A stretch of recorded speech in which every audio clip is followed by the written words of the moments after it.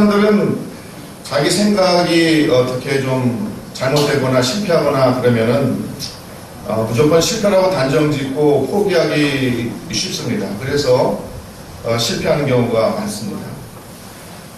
그러나 우리 믿는 사람들에게는 그렇지 않죠. 우리가 실패하는 그 순간, 우리가 쓰러져 넘어지는 그 순간 하나님께서 일하실 때가 많습니다. 우리가 우리 힘 가지고 되지 않는다고 포기하는 그 순간 하나님께서 일하시기 시작한다는 사실을 우리가 경험할 때가 많습니다. 그래서 믿는 사람들은 결코 실패하지 않습니다. 여러분 믿으십니까? 실패하지 않습니다. 자기 힘으로 무거운 것을 하다가 안 될 때 혹시 실패하더라도 망망하지 않습니다. 그것이 전부가 아니기 때문에 그렇습니다. 주님께서 오래 참고 기다리시면서 우리를 위하여서 일하시고 우리가 실패하는 그 순간에 우리 뒤에서 우리를 위하여서 일하기 시작하신다는 사실을 우리가 믿으시기를 주의 이름으로 축복드립니다. 성공한 사람들은 대개 한계를 극복한 사람들이라고 그럽니다. 사람들은 꼭 한 고비만 넘기면 되는데 그 마지막 고비를 넘기지 못해서 실패하고 낙담하는 경우가 많습니다. 그리고 이러한 실패와 실패의 경험들이 계속 이렇게 반복되다 보면은 이제는 아예 시도도 하지 않는 그러한 상태에 빠지기도 합니다. 그러나 믿는 사람들은 그렇지 않은 줄로 믿습니다. 왜냐하면 하나님께서 우리 뒤에 계시기 때문에 그렇습니다. 주님께서 우리의 실패를 나무라지 않으시고 우리가 실패할 때에도 다시 일어서서 승리할 수 있도록 인도하여 주시는 줄로 믿습니다. 여러분이 잘 들은 이야기지 많이 듣는 이야기지만은 벼룩은 자기 몸에 200배까지 뛴다고 합니다. 사람이 만약에 자기 몸에 200배까지 뛴다 그러면 아마 제가 계산 안 해봤지만 한 64빌딩은 뛰어넘지 않을까 생각합니다. 어쨌든 많이 뛴다는 겁니다. 200배면 엄청나게 많이 뛰는 겁니다. 그런데 이 벼룩을 투명한 그릇에다가 집어넣고 뚜껑을 투명한 뚜껑으로 닫아놓으면 벼룩이 계속 뛰다가 그 위에 부딪혀가지고 더 이상 뛰어오르지 못하고 이제 그 바깥으로 나갈 수 없다는 걸 벼룩가 있는지 어쩐지 모르겠지만 스스로 깨닫고 이제 더 이상 시도를 하지 않는다고 합니다. 더 이상 뛰려고 하지 않는다고 해요. 이러한 실험을 물고기한테도 해봤는데 물고기도 마찬가지랍니다. 투명한 수조에다가 물고기를 집어넣고 그 가운데에다가 투명한 칸막이를 해놓으면 물고기가 저쪽 반대편으로 돌진해 가다가 부딪히고 또 부딪히다 보면은 이제 더 이상 그 반대편으로 가려고 시도를 하지 않는다는 것입니다. 사람도 그러한 경향이 있습니다. 그래서 시도하다 실패하면 이제 더 이상 나는 안 되나 보다 하고 낙심하고 더 이상 시도하려 하지 않는 그러한 상태에 빠지게 됩니다. 자신이 경험한 것이 전부라고 생각하고 그 위의 것을 바라보지 못하는 것입니다. 그러나 믿는 사람들은 금방도 말씀드린 것처럼 그 밖의 것을 바라보는 자들인 줄로 믿습니다. 우리의 경험과 우리의 교육을 통해서 학습된 그러한 지식뿐만이 아니라 그 밖에 있는 하나님에 관한 지식을 아는 사람들이 바로 믿는 사람들이기 때문에 그렇습니다. 그래서 우리 주님께서는 우리가 실패하는 그곳에서 역사하기 시작하고 우리가 안 된다고 하는 그 순간에 바로 우리에게 세임을 주시고 능력을 주셔서 하나님의 능력으로 우리가 사명을 감당할 수 있도록 도우시는 주님이라는 사실을 우리가 믿고 감사해야 될 줄로 믿습니다. 제가 재직 세미나 때 예로 말씀드린 게 있는데 미국에 가면은 레드우드라는 그런 큰 나무가 있습니다. 그 레드우드 파크라는 그 공원도 있는데 여러분이 그림에서 보셨을지 모르겠지만 그게 하늘 높이 자라는데 약 100m까지도 자란다고 합니다. 그렇게 큰 나무 보신 적이 있습니까? 혹시 그림대 같은 데 보면 나무가 이렇게 무너져 있는데 그 사이에 이렇게 불을 파고 그 나무를 치울 수가 없으니까 도로가 막혔는데 거기다 불을 파고 그 사이에 차들이 왔다 갔다 하는 그런 그림을 보셨을지 모르겠습니다. 그렇게 큰 나무입니다. 과연 그렇게 큰 나무 꼭대기까지 어떻게 그 수분이 공급되어서 나무 꼭대기에 파란 잎사귀가 달리는지 정말 이해할 수 없는 신기한 그런 일이 얼마나 많이 있는지 알 수 없습니다. 우리가 할 수 있는 최소한의 분량이 있지만은 그거 넘어의 것까지 우리가 도달하기 위해서는 반드시 하나님의 도우심이 있어야 되는 줄로 믿습니다. 우리가 우리 능력 갖고 안 된다고 하는 그 순간에 주님께서 우리를 도우시고 우리에게 능력도 주시고 능히 그 일을 감당할 수 있도록 하여 주시는 것을 여러분 믿으시기를 주의 이름으로 축복드립니다. 여러분 잘 아시는 것처럼 물은 몇 도에 끓습니까? 100도에 도달해야지 끓는 것입니다. 99도만 돼도 끓지 않는 것입니다. 100도에 도달할 때 물이 비로소 끓기 시작한다는 사실을 기억하시기 바랍니다. 어떤 사람이 그 미국의 유명한 벤자민 프랭클린에게, 여러분 아시죠? 벤자민 프랭클린 미국의 건국의 아버지 중에 한 명입니다. 이 사람에게 당신은 장애에도 불구하고 어떻게 그렇게 큰 일을 감당하는 그러한 사람이 되었는가라고 물었다고 합니다. 그러니까 이 사람이 석공의 예를 들었대요. 석공의 예를. 여러분 석공이 돌을 쪼개는 것을 한번 보신 적이 있습니까? 석공은 한 곳을 향해서 계속해서 정을 대고 돌을 쪼기 시작합니다. 한 번, 두 번, 세 번 계속 찢는데 100번 그리고 101번 찢으니까 그 돌이 쪼개지는 것을 볼 수 있습니다. 마지막 그 101번째 정지를 하지 쪼지 않았다면 그 돌멩이는 쪼개지지 않을 것이지만 그 101번째까지 쉬지 않고 끊임없이 포기하지 않고 그 정으로 찧었기 때문에 그 돌이 쪼개졌다는 것입니다. 그런데 그것이 101번째 단 한 번에 그 망치질로 쪼개진 것이 아니라 그 이전까지는 벌써 100번이라는 그러한 계속적인 쪼개지지 않았지만 실패했지만 우리를 보기에는 실패지만 100번의 그 망치질이 있었기 때문에 101번째에 바로 그것이 쪼개진다는 사실을 우리가 발견하게 된다는 것입니다.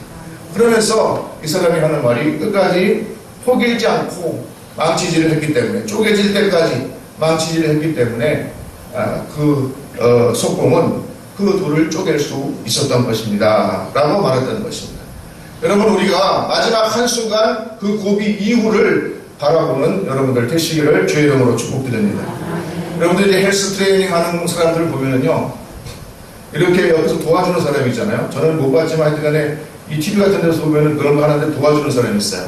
트레이너가 도와줍니다. 그래서 한 번, 두 번, 세 번, 네 번 해가지고 자기가 할 수 있는 분량까지 하게 합니다. 그리고 여기가 마지막이라고 하는 순간에 그 사람이 뭐라고 얘기합니까? 한 번만 더 그렇게 얘기하는 것입니다.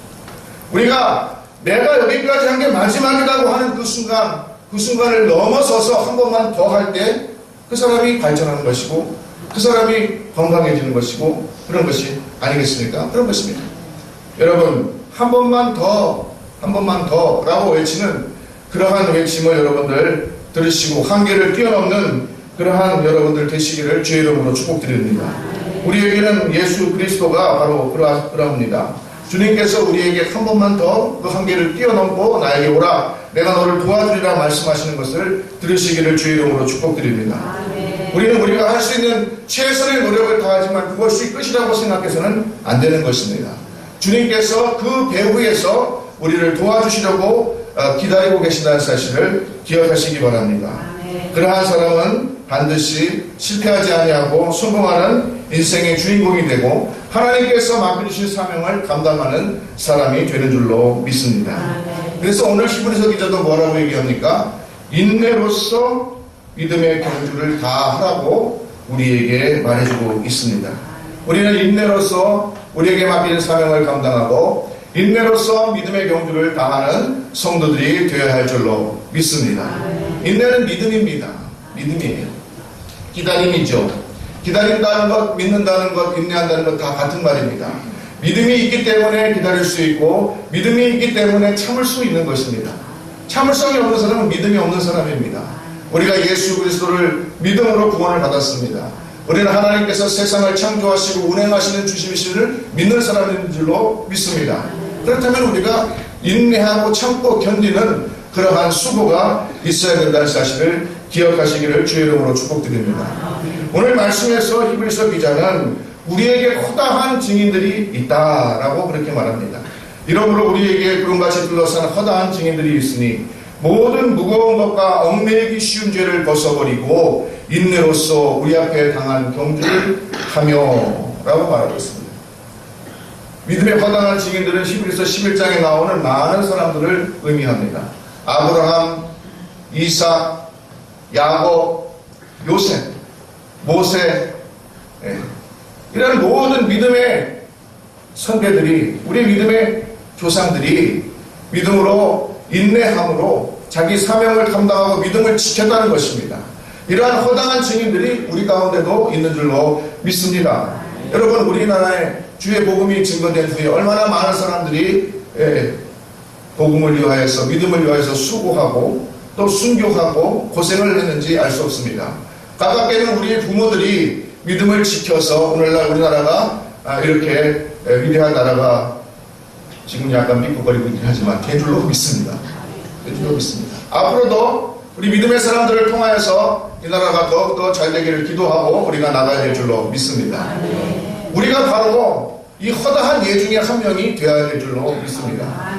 여러분의 자녀에게 우리는 어떠합니까? 우리의 믿음은 어떠합니까? 우리의 믿음이 바로 이러한 인내로 믿음을 이루고 사명을 감당하고 성공한 인생의 모델들이 됐으면 좋겠습니다.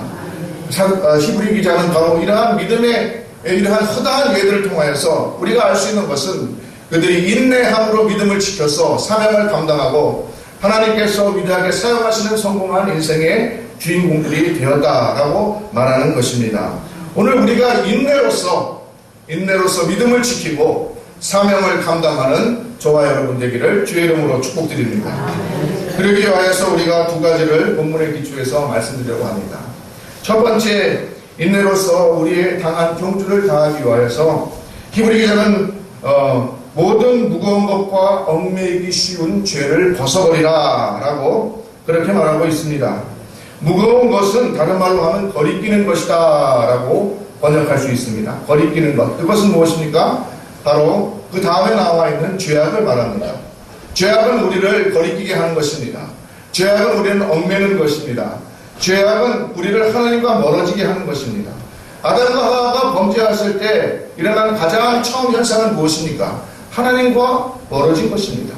그래서 그들은 나뭇가지로 치마를 해서 옷을 해서 입었다는 것입니다. 그것은 하나님과의 관계가 단절된 것을 상징적으로 보여줍니다. 그런데 우리 인생은 영적인 존재에서 하나님과의 관계가 단절되고 하나님과 멀어지기 시작하면 단지 하나님과 멀어지는 것뿐만 아니라 사람과도 멀어지게 되어 있습니다. 자기 스스로 피하게 되어 있습니다. 무언가 예림직하고 무언가 눈도 마주치지 못하고 말이죠. 자꾸자꾸 피하게 되어 있습니다. 왜 그렇습니까? 죄 때문에 그렇습니다. 우리가 죄를 지으면 사람과도 멀어지게 되는 것입니다. 사람과도 멀어져서 그때 어떻게 되느냐? 혼자 있게 됩니다. 자꾸자꾸. 오늘날 사람들이 자꾸자꾸 이렇게 혼자 있는 걸 좋아해요. 그래서 혼밥, 여기 들어보셨어요? 혼밥, 혼술 뭐 해가지고 혼자 하는 걸 좋아합니다. 혼자 있는 걸 좋아해요. 그러나 이것은 사단의 전략입니다. 혼자 있는 건 하나님의 뜻이 아닙니다. 우리 믿는 사람들은 자꾸자꾸 연결해야 됩니다. 자꾸자꾸 연결해서 그 연결선을 타고 그리스도의 사랑이 이렇게 전달되도록 해야 되는 것입니다. 혼자 있고 고립되고 나 혼자고 나밖에 없고 세상에 나밖에 없다. 세상에 이 고통을 아는 사람은 나밖에 없다. 자꾸자꾸 혼자 되면 그러다가 말라서 죽는 것입니다. 하나님께서 좋아하는 방법이 아닙니다. 사단은 항상 우리를 분리시키고 혼자 되게 만들고 나만이 고통을 느끼고 있다고 생각하게 만들고 좌절하게 만들고 실패를 경험하면 거기서 배우는 것이 아니라 그것이 고통이 되게 만들고 그렇게 해서 결국은 혼자 있다가 말라 죽게 만드는 것입니다. 믿는 사람들은 혼자 있는 것이 아닙니다. 주님께서 우리와 함께하고 있는 것입니다. 우리 옆에 믿음의 형제자매들이 함께 있는 것입니다. 우리 옆에 나의 가족이 있는 것이고 나의 자녀가 있는 것이고 나의 부모가 있는 것이고 나의 친구가 있는 것입니다. 자꾸 만나야 되는 것입니다. 자꾸 연결해야 되는 것입니다. 그것이 주님의 뜻인데 죄를 지으면 자꾸 피하게 만듭니다. 자꾸 불리하게 만듭니다. 자꾸 멀어지게 만듭니다. 혼자 있는 시간이 즐겁게 만듭니다. 하나님께서 우리를 지으실 때 그렇게 만드시지 않았습니다. 그러므로 죄를 짓는다는 것은 다른 사람과의 관계가 떨어져서 다른 사람에게 죄를 짓는 것뿐만 아니라 다시 거꾸로 하나님께 죄를 짓는 결과를 가지게 된다는 것을 알아요.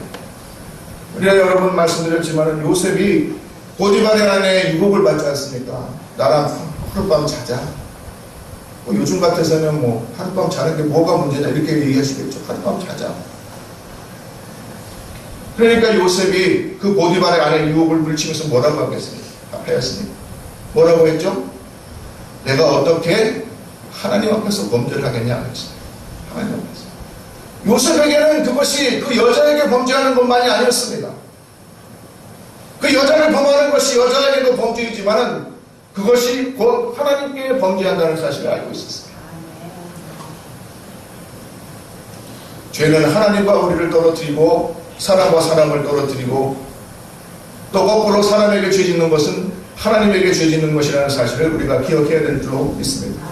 믿는 사람이든 믿지 아니하는 사람이든 세상에 조그만 권력을 가진 사람이든 큰 권력을 가진 사람이든 사람에게 범죄하는 것은 하나님에게 범죄하는 것이고 하나님에게 범죄하는 것이고 사람에게 범죄한다는 사실을 깨달아야 할 줄로 믿습니다. 그래서 여러분 죄 짓고 하나님께 용서받았다고 다른 사람에게 지은 죄를 가서 미안합니다. 죄송합니다.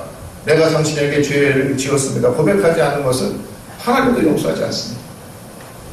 하나님도 용서. 얼마 전에 오랜 영화 밀양에서 그런 얘기가 있었잖아요. 예? 이거 또 예화를 제가 드리는데 그거는 기독교의 죄관이라든지 이런 용서와 이 사랑에 대해서 잘못된 그 측면을 비판하는 영화이기 때문에 동의할 수는 없지만 그 사람이 감옥에 있으면서 뭐라 그럽니까? 찾아온 그 어머니를 향해서 이 안에서 예수 믿고 구원받아서 용서받고 마음이 평안하다 그러지 않습니까? 그러니까 그 어머니가 그 유괴범 자기 아들을 죽인 그 유괴범 용서하러 갔다가 뛰쳐나와가지고 소리를 버럭버럭 지르면서 이런 게 어딨냐고 그렇게 하소연하지 않습니까? 그거는 용서가 아닙니다. 하나님께서 그 사람을 용서해 주셨을까요? 아닙니다.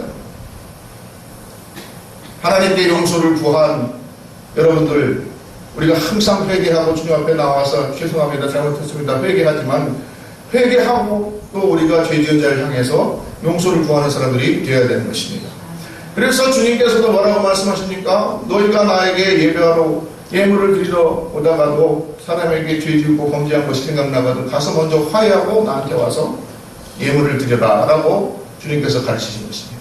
그래서 우리의 삶과 우리의 모든 이런 것들이 하나님과만 관계한 것이 아니라 세상과도 관계하는 사실을 우리가 기억해야 될 줄로 믿습니다. 우리가 하나님과의 관계를 먼저 바로하고 사람과 세상과의 화해하고 용서하고 사랑하는 그러한 성도가 되어야 될 줄로 믿습니다. 그러려면 어떻게 됩니까? 죄를 버려야 됩니다. 죄를 버려야 되는 것입니다. 데살로니가전서 5장 22절에 악은 어떤 모양이라도 버리라 라고 말하고 있습니다. 여러분 모든 죄의 짐을 벗어버리고 주 앞에 나오시기를 주의 이름으로 축복드립니다. 마태복음 11장 28절 30절 유명한 말씀 수고하고 무거운 짐진 자들아 다 내게로 오라 내가 너희를 쉬게 하리라. 나는 마음이 온유하고 겸손하니 나의 멍에를 메고 내게 배우라. 그래야하면 쉼을 얻으리니 내 멍에는 쉽고 내 짐은 가벼움이라 라고 말씀하고 있습니다. 우리 주님 앞에 나와서 우리의 죄짐을 벗어버리고 우리의 죄를 고백하고 우리가 다시는 그러한 죄를 범하지 아니하도록 하나님의 도우심을 구하시는 저와 여러분 되기를 주의 이름으로 축복드립니다. 그래야 하는 것입니다. 죄를 멀리해야 되는 것입니다. 죄를 떠나야 하는 것입니다. 날마다 죄를 짓는 그 순간마다 우리는 돌이켜서 나의 죄를 고백하고 이제 내가 다시는 죄를 짓지 아니하고 주님을 따르는 자 되겠습니다 라고 고백하는 그러한 성도들이 되어야 될 줄로 믿습니다. 그래야지 우리가 믿음으로 승리하는 성도가 되는 것입니다. 믿음으로 승리하는 성도가 되는 것입니다. 두 번째 히브리 기자는 인내함으로 우리 앞에 당한 경주를 하라라고 말합니다. 로마서 5장 3절에서 4절까지 보면 사도 바울은 환난은 인내는 연단을 소망을 이룬다라고 그렇게 말했습니다. 우리는 우리의 한계를 인정할 줄 알아야 합니다. 우리의 한계를 인정할 줄 알아야 돼요.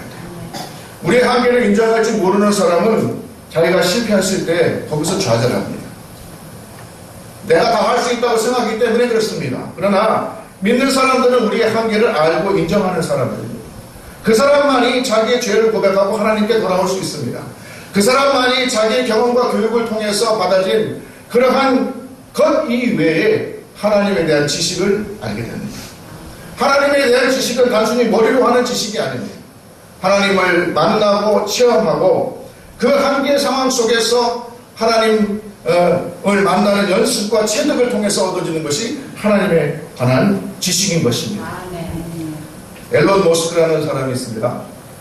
이 사람은 지금 테슬라 모터스라는 전기자동차 만드는 회사, 그다음에 스페이스X 화성에 뭐 가겠다고 하는 얘기 들어보셨죠? 네, 그 다음에 솔라시티라는 친환경 에너지를 이끄는 그러한 경영자입니다. 근데 이 사람이 창업을 준비하기 위해서 심각하게 고민을 한 적이 있다고 합니다. 창업을 할까 말까, 했다가 망하면 어떡하지? 그렇게 하다가 이 생각만 하고 있으면 안 될 것 같아서 그러면 한번 실험을 해봐야겠다 그래서 하루에 $1 가지고 한번 살아보기를 연습을 해봤다고 합니다. $1면 얼마죠? 한 1,000 얼마 되나요? 그래서 좌우지간 하여튼간에 $30를 가지고 한 달 동안 살 음식을 샀는데 마트에 가서 냉동 핫도그하고 오렌지 이걸 $30짜리를 사가지고 맨날 그거만 먹었답니다. 한 달 동안 $30 가지고 버텨보자. 그런데 웬걸 생각보다 괜찮다고 합니다. 버틸만 했다고 합니다. 그러면서 발견한 것은 무엇이냐면 자기가 그렇게 먹으면서 버텨도 자기는 컴퓨터 앞에만 있으면 행복하다는 것을 느꼈다는 것입니다. 그러면서 그가 생각하기를 $30 갖고도 이렇게 크게 불편하지 않구나. 그럼 내가 창업을 해도 한 달에 $30 못 벌겠냐? 그래가지고 끼어들었다는 것입니다. 그래가지고 페이팔이라는 그 인터넷 결제에 그걸 갖다가 시작해가지고 돈을 많이 벌었습니다. 페이팔이라고 들어보셨는지 모르겠지만 우리나라는 뭐 삼성페이니 뭐 카카오페이니 뭐 이런 거 막 요즘에 페이들 많잖아요. 네? 네, 그거 많습니다. 그런 걸 갖다가 말하자면은 한 원조가 있어라는 거예요. 페이팔이라고. 그래가지고 돈을 많이 벌어가지고 지금은 그의 꿈대로 자동차를 만들고 우주를 개발하고 환경에너지를 만드는 이런 기업을 이끄는 그러한 경영자가 되었다고 합니다. 여러분, 젊어서 고생은 사서도 한다는 말이 있는데 우리가 한계 상황에 부딪혀야 합니다.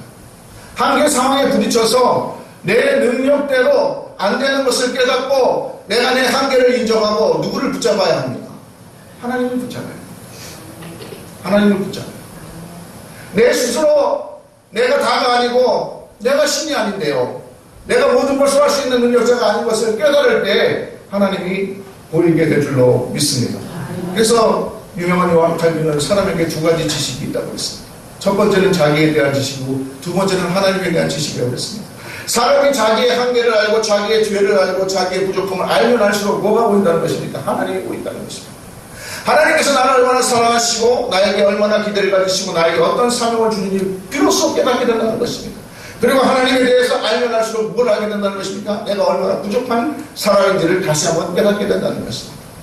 그러면서 그는 거기에서 나는 경건에 이르렀다라고 말합니다. 신앙이 경건에 이르렀다. 그는 그의 한계를 깊숙이 묵상하면서 자기 방식대로 어떻게 보면 하나님을 만난 것입니다. 만나고 정말로 위대한 그러한 사람이 되었습니다. 종교계의 위대한 인물이 되었습니다. 여러분 가운데 어떠한 한계 상황이 있습니까? 여러분은 안 된다는 실패 경험들이 많습니까? 이제 난 더 이상 안 된다고 생각합니까? 그렇지 않습니다.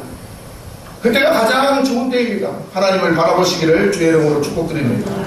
어려울 때 친구가 가장 진정한 친구라는 말이 있습니다. 그것은 평상시에는 몰라도 어려울 때 대해서야지 그 사람이 어떤 사람인가를 알게 된다는 말일 것입니다.